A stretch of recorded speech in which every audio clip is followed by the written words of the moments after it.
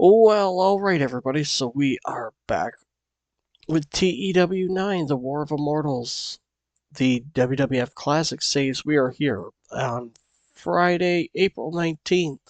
We are running our WWF Superstars show. So let's take a recap of last week, our final episode before we hit WrestleMania there. So in our pre-show, we had the Midnight Express and the New Horsemen, Barry Windham and Sid Vicious, defeat Bushwhacker Luke, Jim Brunzell, and Demolition. We had Jesse and Vince McMahon run down the card for the night. Then we had Tito Santana and the Fabulous Freebirds defeat the Honky Tonk Man and the Twin Towers. Then we had Savage tell Jake that he is not ready for WrestleMania.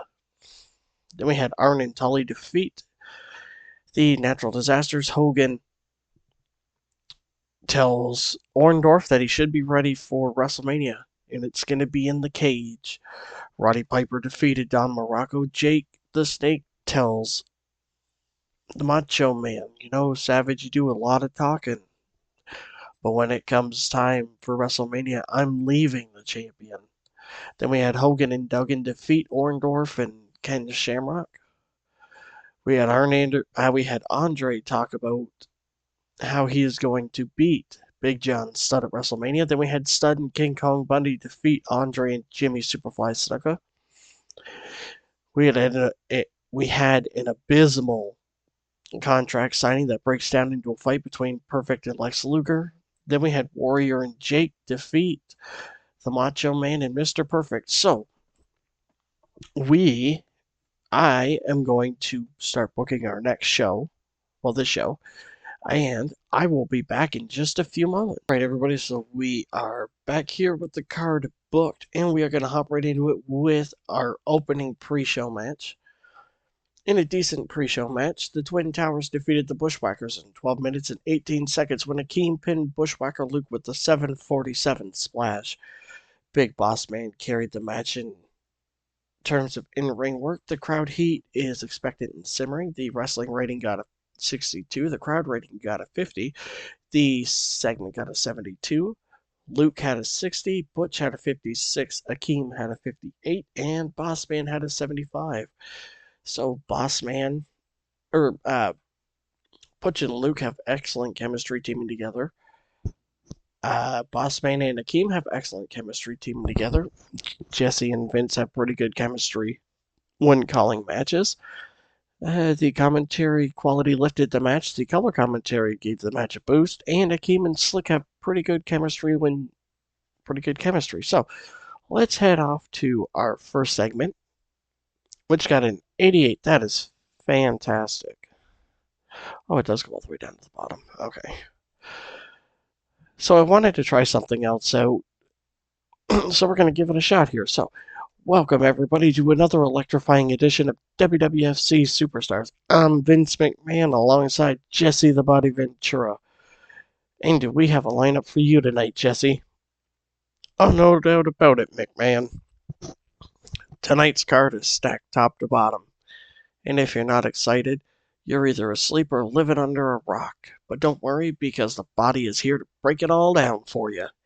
In tag team action, the powerhouses collide as the Natural Disasters step into the ring. Well, it says the Nasty Boys. Whoops, I messed that up. They're actually going to be facing the Power and Glory. Or, not Power and Glory, the Powers of Pain. Brawl, try a demolition derby, McMahon. You got two wrecking machines, an Earthquake and Typhoon, taking on the Barbarian and the Warlord.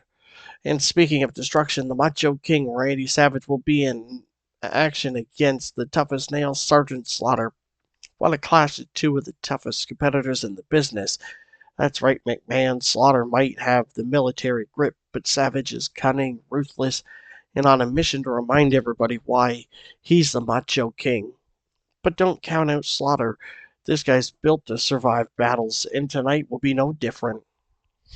Also a huge singles match as ravishing Rick Rude takes on the legendary Jimmy Superfly Snuka. What an athletic showdown this is going to be. Athletic, sure, if you mean Rude's putting on a clinic.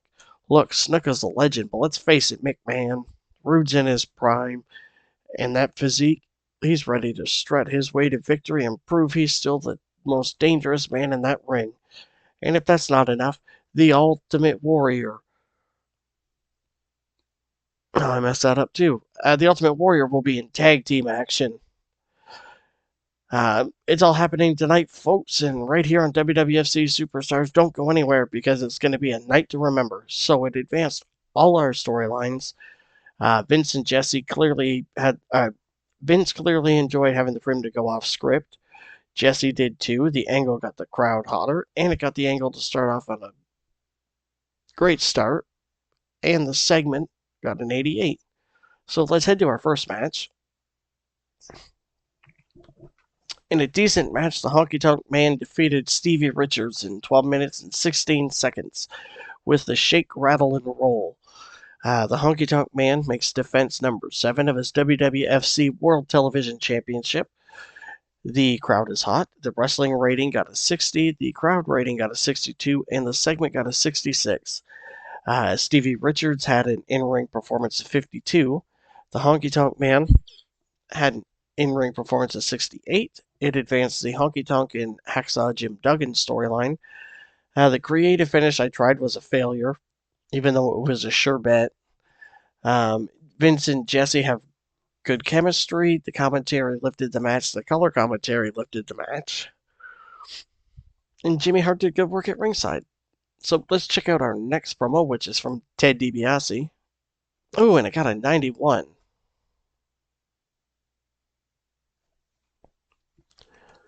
Oh, there we go. Okay. Oh, you poor, pathetic people. Always looking for someone to cheer for. Someone to believe in. Well, let me make one thing perfectly clear. I don't need anyone to believe in me because I believe in money. And that, my friends, is what makes the world go round. You see, I spent my time in tag teams doing what I do best, dominating and outsmarting the so-called competition. But I've come to the realization the $1,000,000 Man doesn't share the spotlight. No, no, no.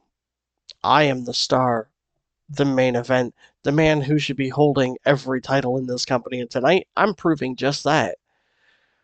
So here's the deal. Anyone in that locker room who thinks they've got what it takes to step into the ring with me, come down. Because tonight, the $1,000,000 Man is issuing an open challenge, and it doesn't matter who it is. You could bring your best, your toughest, or your most desperate. It won't matter because in the end, everyone has a price for the $1,000,000 Man. Now let's see if there's anyone out there with the guts and the stupidity to try to take me on tonight. But remember, no matter how hard you fight, no matter how much heart you think you have, the $1,000,000 Man always gets what he wants. Always. So in advance, the Road Warriors and Money Inc. I have something set up to make this work.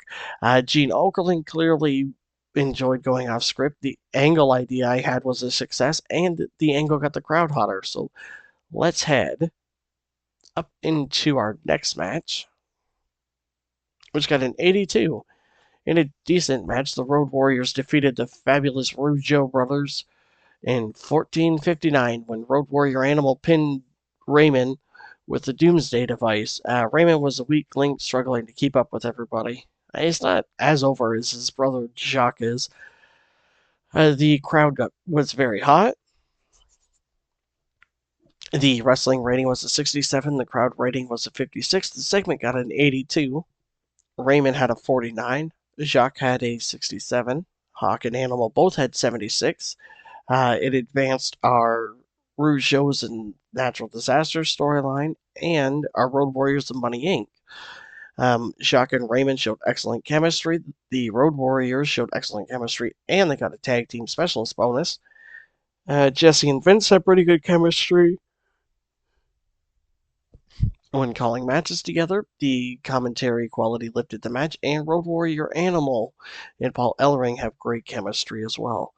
So let's head off to our next promo.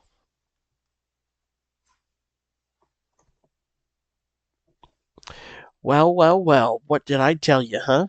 What did I tell you? I told the world and I told Lex Luger that he had no business stepping into the ring with Mr. Perfect at WrestleMania. And what happened?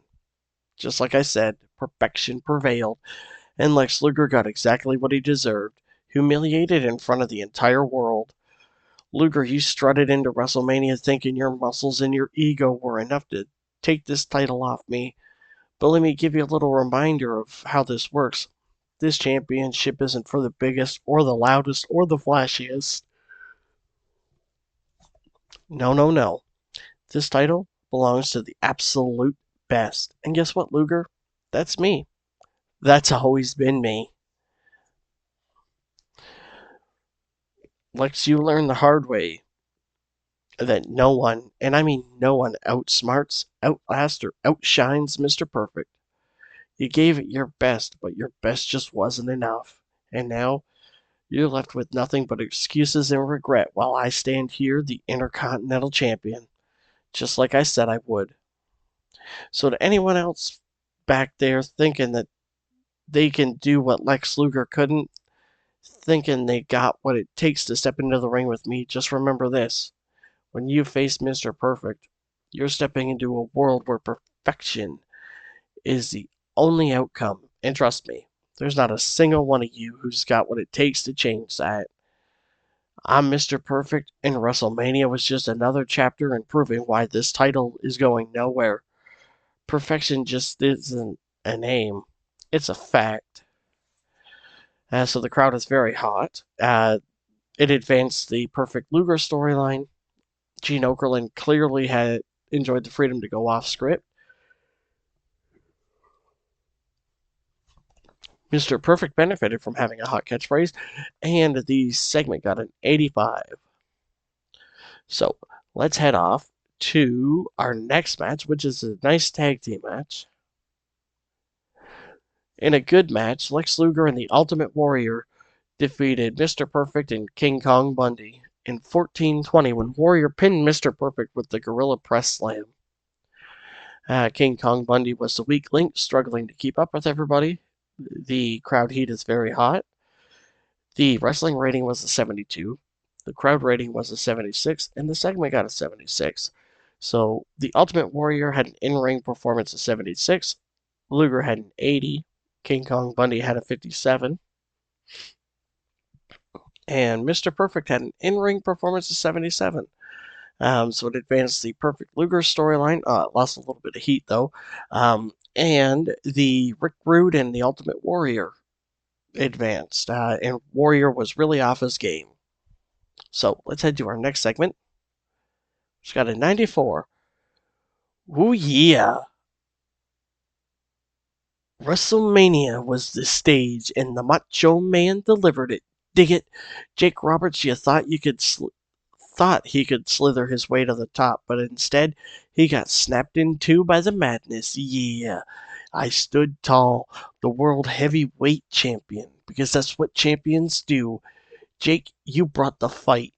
I'll give you that. But at the end of the day, there was only room for one king on the throne, and that was me, Macho King Randy Savage.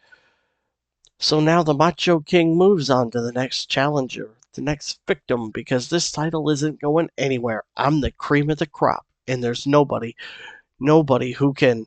And then suddenly, Jake's music hits. Trust me, trust me, trust me. And he comes out to the ring. Randy, Randy, Randy. You can stand there and gloat all you want, talk about your victory, talk about your throne, but you and I both know one thing. That venom I left in you at WrestleMania is still there, Macho, eating away at you. You want a battle, sure, but this war between us, it's far from over.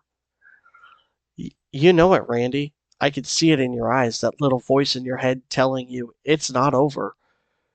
Telling you that you didn't really beat me, you just escaped me. You escaped the snake. But there's nowhere left to run. I want my rematch, Savage, and this time there won't be an escape. No crown, no robe, no fanfare. Just you, me, and the cold hard truth. When I get my hands on you again, that championship will be mine. You want a rematch, huh, Snake? You think you could slither your way back into the ring with me and take this title? Well, let me tell you something, Jake. I don't back down from a fight. Oh, no.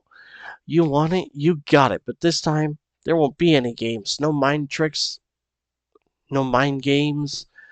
Just the macho madness crushing you once and for all. Dig it? So, the crowd at the end is very hot. It advanced their storyline, and the segment got a 94. So, let's head to our next match. Yeah. In a decent match, Ted DiBiase defeated Barry Horowitz in 7:16 by submission with his $1,000,000 dream. The crowd is very hot. The wrestling rating got a 59. The crowd rating got a 56. And the segment got a 60. The $1,000,000 Man had a 68. Barry Horowitz had a 50.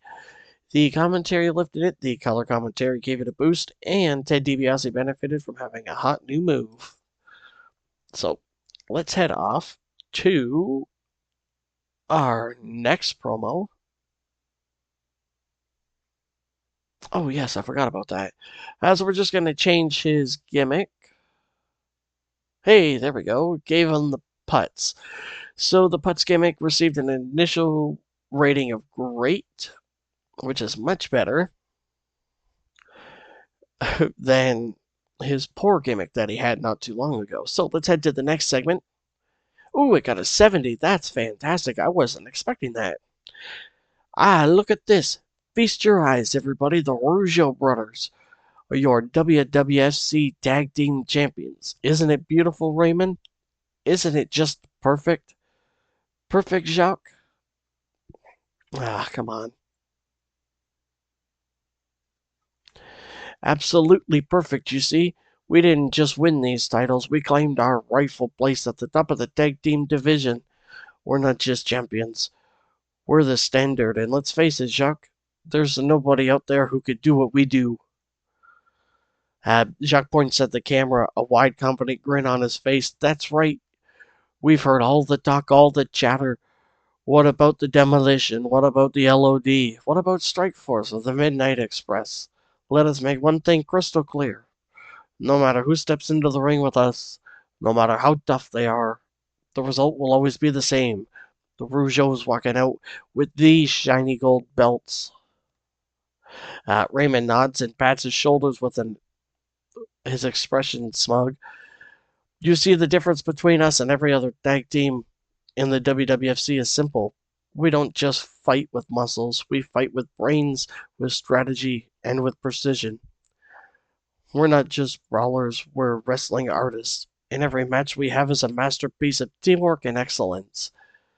So to all you so-called contenders out there, do yourselves a favor, don't embarrass yourselves by stepping up to us, because as long as these belts are around our waists, the Rougeaus will remain the greatest tag team this company has ever seen.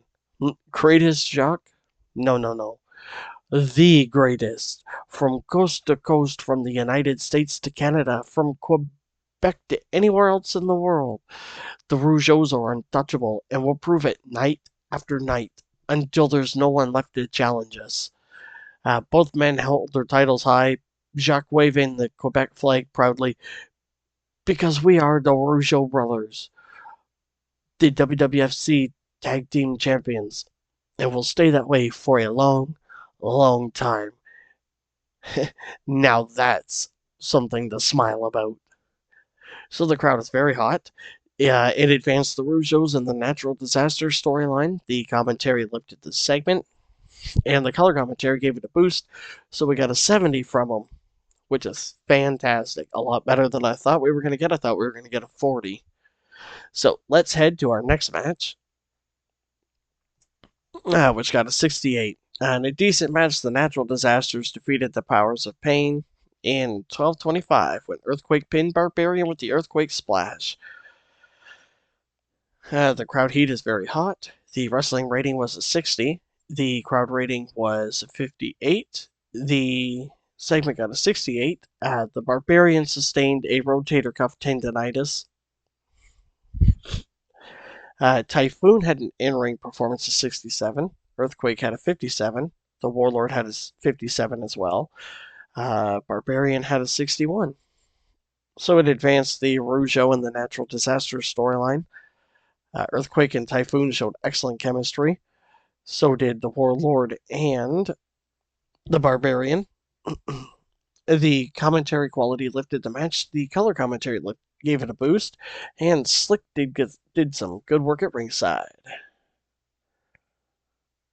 So let's head into our next segment, which is a promo from Hacksaw. Yeah, we know. Ooh, it got an 86. Wow. I did not expect that.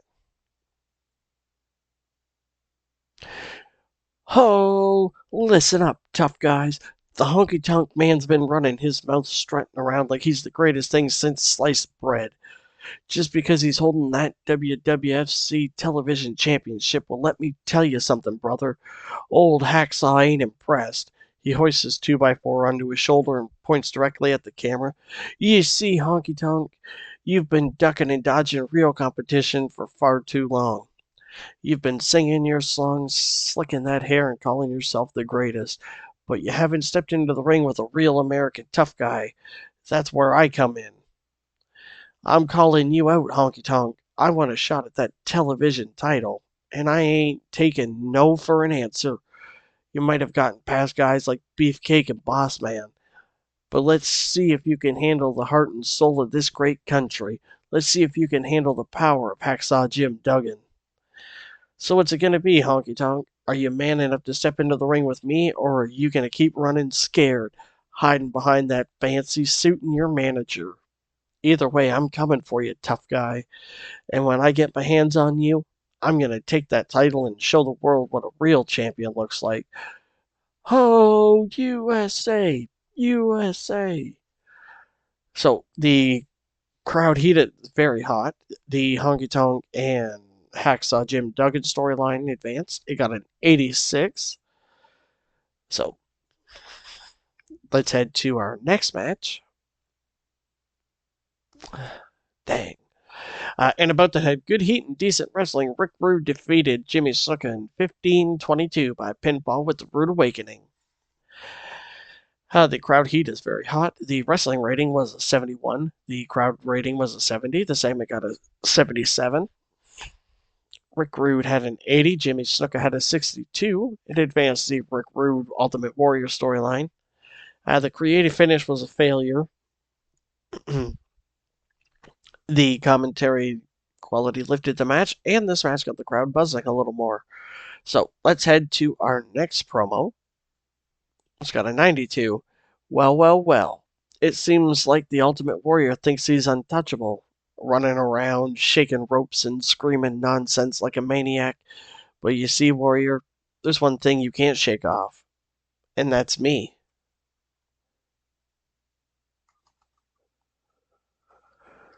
Let me make one thing perfectly clear. You might be strong, you might be fast, but you've never faced anyone quite like me.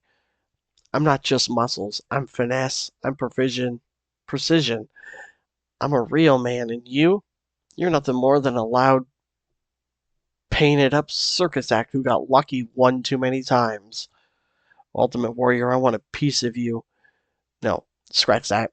I demand a piece of you. You've been running wild, and it's time someone brings you down to earth, and that someone is me, the Ravishing One.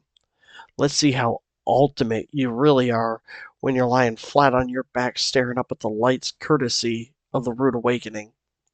You can't hide from me, Warrior. You can't escape this, so go ahead, shake those ropes, scream to the heavens, do whatever it is you think makes you special, but remember, when it's all said and done, everybody falls to Ravishing Rick Rude. See you soon, Warrior. And when I'm through with you, there won't be anything ultimate left about you. Just beaten, broken, and embarrassed. Ravishing Rick Rude style. So the crowd is very hot. It advanced the Rick Rude Ultimate Warrior storyline. Rick Rude did a masterful job of improvising interactions with the crowd, and it got a 92. So let's head into the final match, which is Randy Savage versus Sergeant Slaughter. In a good match, the Macho King Randy Savage defeated Sergeant Slaughter with a flying elbow drop. The crowd heat is very hot. The wrestling rating was a 76, the crowd rating was a 75, and the segment got an 88. The Macho King had a 92, Sergeant Slaughter had a 61. It advanced the Savage Roberts storyline and a Slaughter Paul Orndorff storyline. The Macho King and Sergeant Slaughter have great chemistry, and it showed in their performances. Jesse and Vince did have pretty good chemistry when calling matches, and Sensational Sherry did good work at ringside. So let's finish up the show. And we got a 90. That's awesome. So the show increased our popularity in 13 regions. We would have gained one in the US, but we were restricted due to the limited number of viewers. The same with Canada, but we had two. And the show benefited from having quite a wide selection of angles. So that's fantastic. Let's check out the injury. Oh, he's only injured for 4 days. So before we even see him again next week, he'll be perfectly healthy again.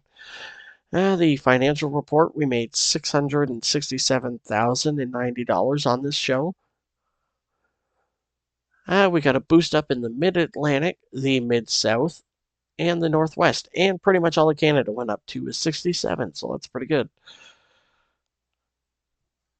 So that is the end of this episode. I will see everyone in the next one.